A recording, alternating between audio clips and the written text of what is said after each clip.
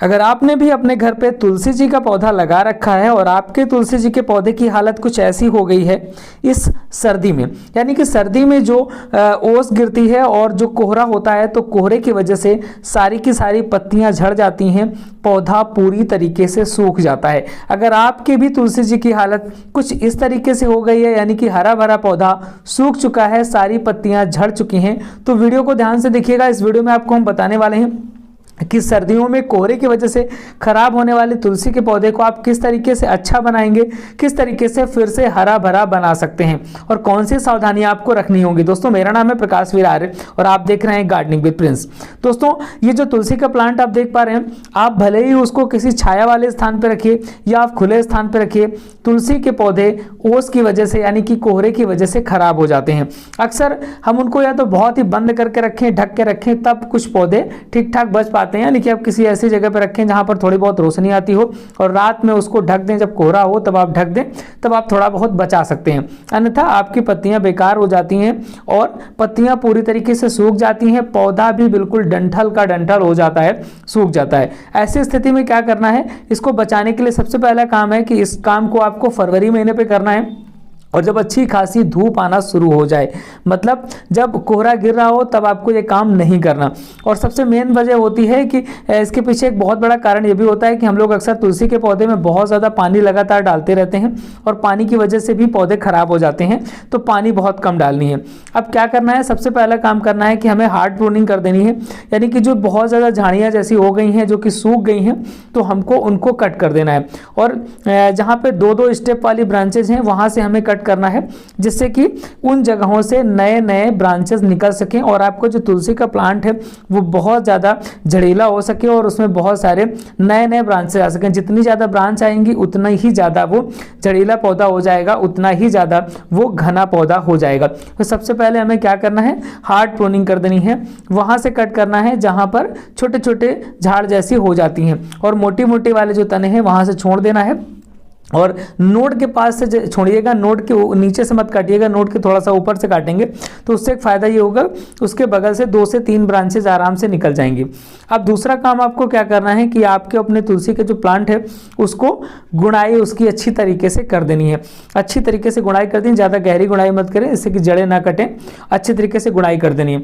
और अक्सर लोग क्या करते हैं कि तुलसी के प्लांट में बहुत ज़्यादा पानी वगैरह डालते रहते हैं, डेली पानी डालते हैं सुबह उठ करके, जिसकी वजह से भी कुछ लोगों के पौधे जल्दी खराब हो जाते हैं। तो पानी वगैरह बहुत कम यूज़ करना होता है ठंड के मौसम पे, केवल नमी बना के रखनी है मिट्टी पे।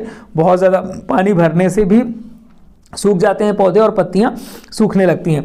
तो हमें क्या करना है, सबसे पहले अब अपनी जो तुलसी के पौधे हैं उनकी हमें गुड़ाई कर देनी है, जिससे कि उसमें एयर स्पेस वगैरह बन जाए। और आप चाहो तो जो पत्तियां वगैरह झड़ी हैं, आप इन पत्तियों को निकाल करके बाहर फेंक भी सकते हो, और अगर आप नहीं निकालना चाहते तो कोई दिक्कत नहीं है, वो खाद के तरीके ही बन जाएंगी।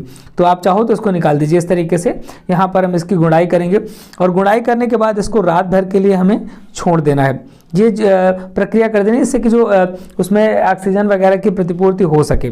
अब दूसरा काम हमको ये करना है कि जब हमने यहाँ पर कटिंग कर दी है, तो कटिंग करने के बाद कोई भी फंगीसाइड घोल करके हमको उस कटिंग वाले एरिया पे सभी जगह स्प्रे कर देना है। उससे क्या होगा कि स्प्रे करने से होगा कि जो आपकी कटिंग्स वगैरह पे अगर कोई फंगस वगैरह लगने के चांसेस होंगे तो वो चांसेस खत्म हो जाएंगे। तो फंगीसाइड घोल करके हमको इसमें स्प्रे कर देना है। देन अगेन अब दूसरा काम क्या करना है, अब हमको इस पे एक ऐसा फर्टिलाइजर देना है जो कि इसके लिए बहुत फायदेमंद हो। हमने ये सरसों खली ले रखी है, सरसों खली हमने यहाँ पर पीस के रखी हुई है। अब इस सरसों खली को हम इस पे डालने वाले हैं।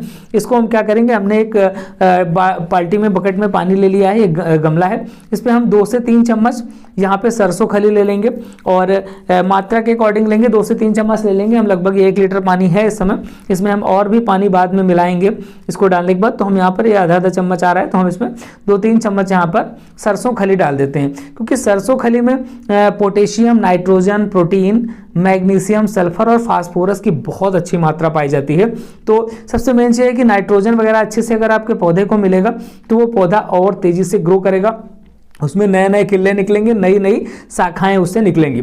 अब हमने इसमें सरसों खली डाल दिया है। अब इसके बाद इसको क्या करेंगे, इसको हम ढक करके रख देंगे 24 आवर्स के लिए या 48 आवर्स के लिए। तो हम 24 आवर्स के लिए इसको ढक के रख देंगे। इसको अच्छी तरीके से हम फूल जाने देंगे, अच्छी तरीके से पानी में फूल जाएगा। तो अगर हम पौधे में डालेंगे तो बहुत अच्छा फर्क करेगा। अब देन अगेन हम ये नेक्स्ट डे देख रहे हैं, 24 आवर्स के बाद हमारी जो सरसों खली है वो अच्छी तरीके से फूल चुकी है। हमने यहाँ पर सरसों खली अपनी ये देख ली। अब इसके बाद इसको हम घोल लेते हैं। घोलने के बाद देखेंगे, देखिए सारी की सारी सरसों खली अच्छी तरीके से फूल चुकी है। इसको हम अब यूज़ कर सकते हैं। अब इसको किस तरीके से यूज़ करना है वो भी हम आपको पूरी प्रक्रिया दिखाने वाले हैं। ध्यान से पूरा वीडियो देखिएगा, समझिएगा, तभी आप कर पाएंगे। इसके बाद अब क्या करेंगे, जितनी मात्रा थी हम लगभग उतनी मात्रा पानी और मिला देंगे, जिससे कि ये हमारा लिक्विड अच्छी तरीके से तैयार हो सके।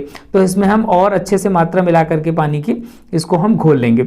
अब इसके बाद इसमें आप कुछ एक चीज़ें और ऐड कर सकते हैं, जैसे कि आप थोड़ा सा चूना यूज कर सकते हैं, जिससे कि कैल्शियम की मात्रा की प्रतिपूर्ति हो सके। हम यहाँ पर ये ग्रेन्यूल्स हैं हमारे पास, ये भी ऑर्गेनिक ग्रेन्यूल्स हैं। ये ग्रेन्यूल्स इसमें डाल देते हैं। इस ग्रेन्यूल्स में कैल्शियम की बहुत अच्छी मात्रा होती है, लगभग 55% इसमें ग्रेन्यूल्स में उसकी मात्रा है कैल्शियम की। इसके अलावा इसमें सल्फर है, सिलिका है, आयरन है, मैग्नीशियम और फास्फोरस की मात्रा है। और इस ग्रेन्यूल्स में एक खास बात यह है कि इसकी पीएच वैल्यू 7 ये पानी कर देता है जाकर के, तो पीएच वैल्यू 7 कर देगा। अब हम क्या करेंगे, वो पानी हमने क्या किया, ले करके हम अपने इन दोनों गमलों पे पानी को डाल देते हैं। दोनों गमलों में हम क्या करेंगे, नेक्स्ट डे हमने यहाँ पर आकर के पानी डाल दिया। अब कोशिश ये करें कि इन गमलों को किसी छायादार स्थान पर रख दें, जहाँ पर ठीक ठाक छाया रहती हो।